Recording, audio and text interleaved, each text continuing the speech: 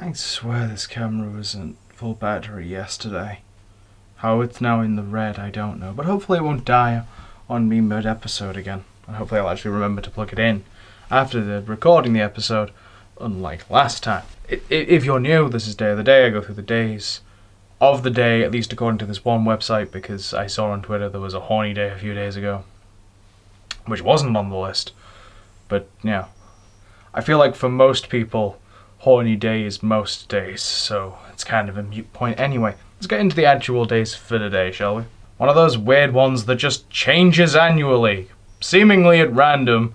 National Record Store Day. One of those many dying mediums, and I feel like dying mediums might be a bit of a theme in today's episode.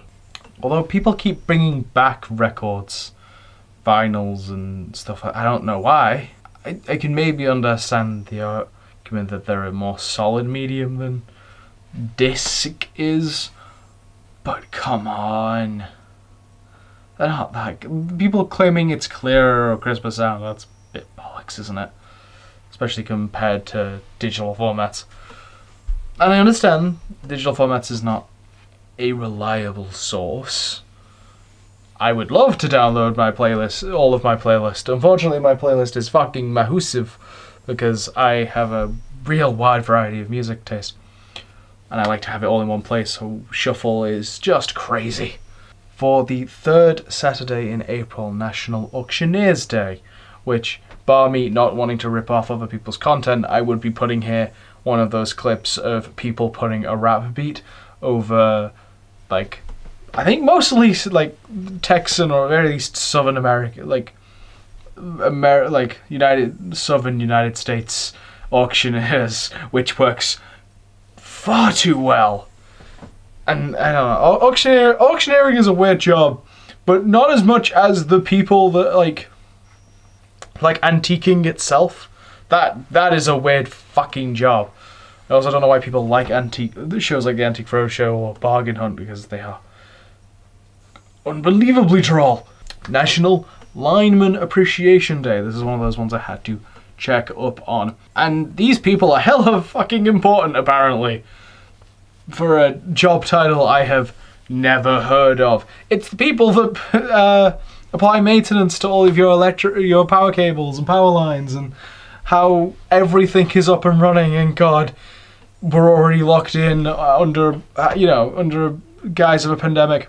To stop everyone dying of a plague, we're locked in a house. Can you imagine if all the power suddenly dies? You people are real essential right now. National Columnists Day, referring to people that write news articles. This is going to be one of those words that in a few years people are going to be baffled by the origins of. Like, think about it. News is now mostly news media. It's mostly television and online. And we know how awful online gets with clickbait articles, and we know how awful television is at repeating the same piece of information over and over again, like 20 times in 5 minutes for no reason, because they have time to kill, because it's television. Let's not get into 24-hour news networks while we're at it, because that's a whole other issue, which is also just the other issue on a much larger scale. But we have papers to a degree. We don't really use them. It's something to do, right? Like, that's generally the gist of it. Quick flick through, see what's going on. Oh, that article looks interesting. Maybe I'll read that. But they were in columns. News articles are in columns in a paper, and it's a really weird format. I've had to do it for media studies. They have some really weird column formats, but they're in columns. So the people that write it are columnists, because they write columns, and they're called columns because they're the columns on the page.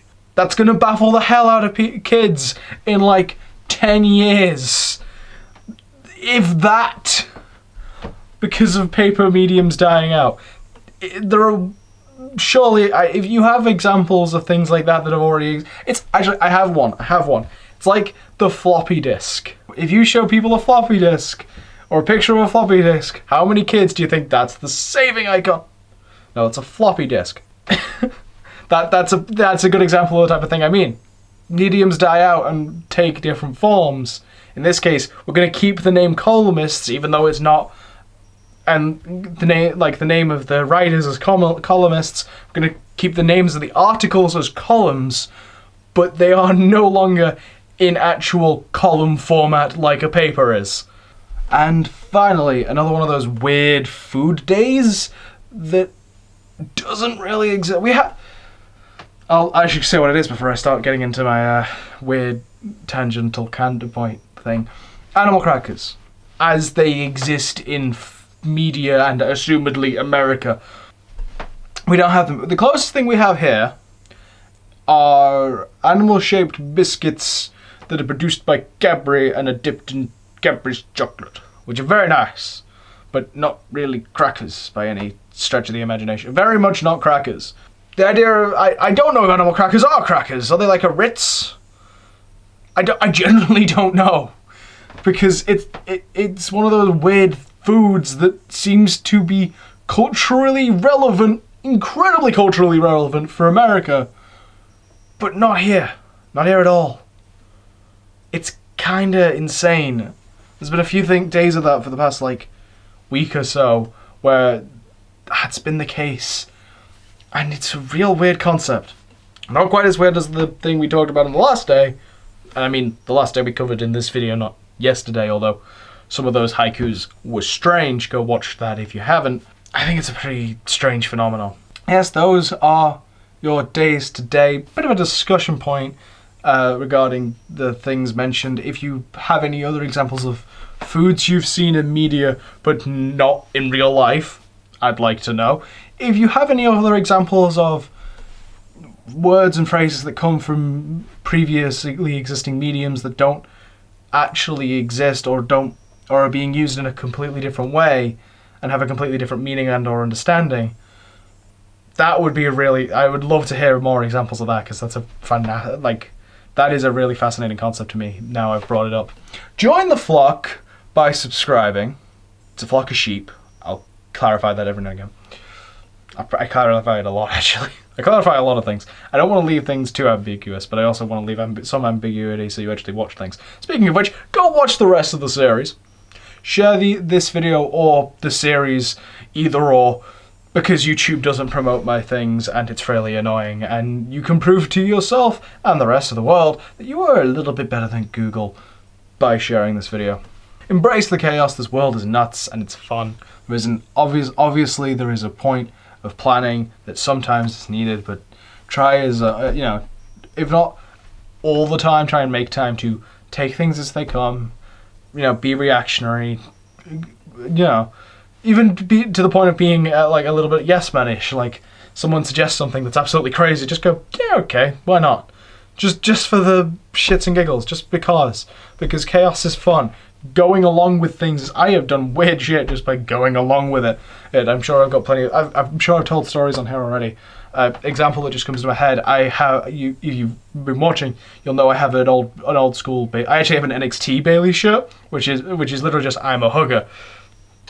I was wearing that around town, wearing that, walking around outside. Some random guy walked past me saying, I kind of want to hug him now, and I just turned around yeah, right, okay, let's do this, and hug the guy, and then we both went, and that's a thing that happened because I just went along with the situation, and that's what I mean. Chaos is fun. Going along with things is fun, and also chaos assists in our final and most important point, which is to change the world. The main point is the mission. It's last, but it's the most important. It's very much the epitome of last but not least.